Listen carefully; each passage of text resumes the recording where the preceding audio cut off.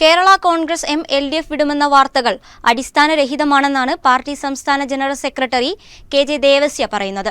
കേരള കോൺഗ്രസ് എമ്മിനെ ഒരു കാരണവുമില്ലാതെയാണ് UDF-ൽ നിന്ന് പുറത്താക്കിയതെന്നും KM മാണിയെ കോഴക്കേസിൽ കുടുക്കിയപ്പോൾ സംരക്ഷിക്കാൻ കോൺഗ്രസ് ലീഗ് നേതാക്കൾ തയ്യാറായില്ലെന്നും അദ്ദേഹം കുറ്റപ്പെടുത്തി. അധികാരത്തിന് വേണ്ടി ചാടിക്കളിക്കുന്ന പാർട്ടിയല്ല കേരള കോൺഗ്രസ് എം എന്നും അദ്ദേഹം ബത്തേരിയിൽ പറഞ്ഞു.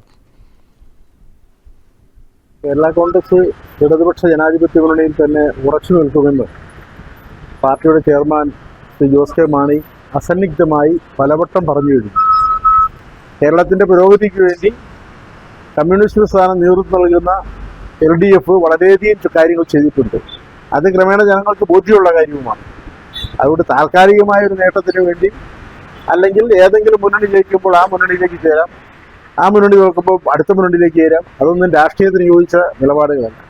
ഇവിടെ കോൺഗ്രസ്സുകാരും മുസ്ലിം ലീഗുകാരും കൂടി ചെയ്യുന്ന കേസ് എങ്ങനെ കേരള കോൺഗ്രസ് എം ആ പാർട്ടിയെ ദുർബലമാക്കാം, മധ്യ കേരളത്തിൽ കേരള കോൺഗ്രസിൻ്റെ ശക്തി എങ്ങനെ കുറയ്ക്കാം, അതിന് ആ പാർട്ടിയെ പരമാവധി പരിഹസിക്കുന്നത്, ജനമധ്യത്തിൽ പരിഹസിക്കുന്ന തൊഴിലാണ് ചെയ്യുന്നത്.